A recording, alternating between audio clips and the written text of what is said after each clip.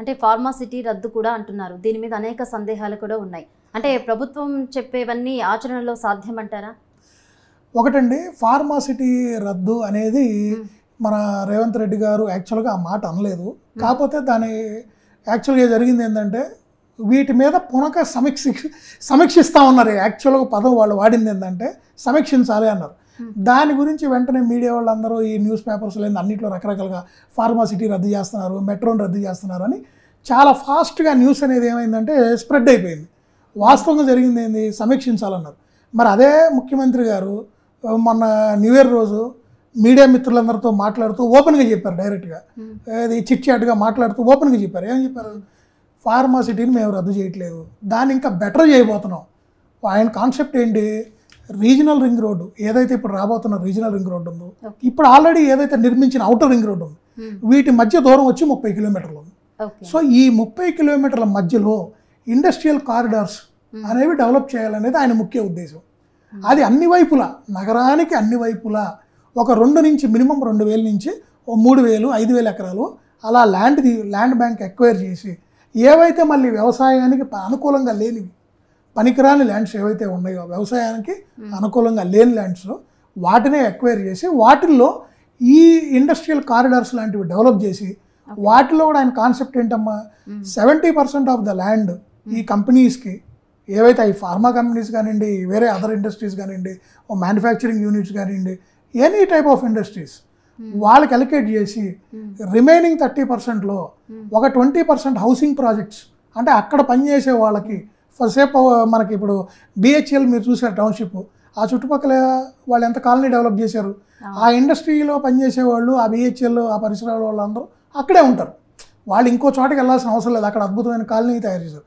అదే కాన్సెప్ట్లో ఇప్పుడు ఈయన ఏంటంటే రేపు ఫార్మా విలేజెస్ అనేవి నిర్మించి, ఆల్రెడీ మీకు ఫార్మా గమనిస్తే మనకి 3-4 దిక్కులు ఫార్మా ఉంది. సో ఆ పర్టికులర్ ఏరియాస్లోనే ఒక 3-4 వేల ఎకరాలు నీట్గా డెవలప్ చేసి అక్కడ గవర్నమెంట్ ఏం చేస్తుందంటే మౌలిక వసతులన్నీ మీకు క్రియేట్ చేస్తుంది. అంటే రోడ్లు, డ్రైనేజ్ సిస్టము, ఎలక్ట్రిఫికేషను, ఒక SEZ కాన్సెప్ట్ ఇవన్నీ రెడీ చేసి ఇచ్చి వీళ్ళకి ల్యాండ్ అలొకేట్ చేస్తే వీళ్ళు దాంట్లో కంపెనీలు పెట్టి ఎంప్లాయ్మెంట్ స్టార్ట్ అయ్యింది. ఆ ఎంప్లాయీస్ కూడా ఏం చేస్తారు, అక్కడ ఒక 20% ల్యాండ్ ఇందాక మీకు చెప్పారు దాంట్లో ఈ కాలనీలు నిర్మిస్తారు. సో ఇక్కడ పనిచేసే ఎవరైతే ఎంప్లాయీస్ కానివ్వండి వాళ్ళు ఉంటారో వాళ్ళు వాళ్ళ ఫ్యామిలీస్ సాయంత్రం అయిపోతే మళ్ళీ అక్కడి నుంచి ఒక 30-40 కిలోమీటర్లు, 1 గంటన్నర 2 గంటలు ప్రయాణం చేసి సిటీలోకి వచ్చే పని కాకుండా అక్కడే వాళ్ళకి మౌలిక వసతులన్నీ తయారైనాయి కాబట్టి అక్కడే ఉండాలన్నమాట.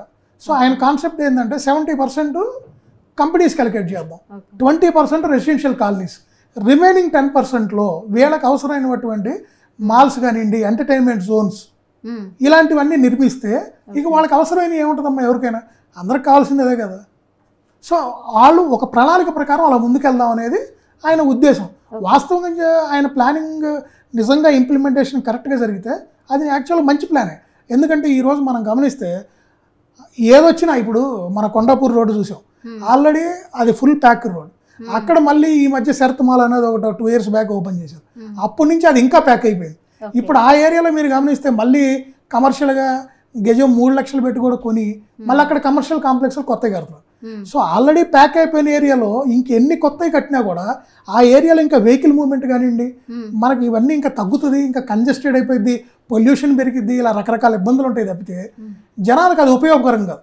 సో ఇప్పుడు వీళ్ళు ప్లాన్ చేసింది ఏదైతే ఉందో, మీకు అవుటర్ రింగ్ రోడ్ బయటికి వెళ్ళి ఈ రీజనల్ రింగ్ రోడ్ మధ్యలో ఎప్పుడైతే గవర్నమెంట్ మీకు రోడ్ కనెక్టివిటీ కానీ మెట్రో కనెక్టివిటీ ఇవన్నీ పెంచి మీకు మౌలిక వసతులతో డెవలప్ చేస్తున్నారో, సో ప్రజలు ఇప్పుడు అక్కడ ఉంటే వాళ్ళకి అక్కడ అన్ని దొరుకుతున్నప్పుడు వాళ్ళు సిటీకి రావాల్సిన అవసరం కూడా ఏముంది, అది కూడా ఇంకో సిటీ అవుతుంది.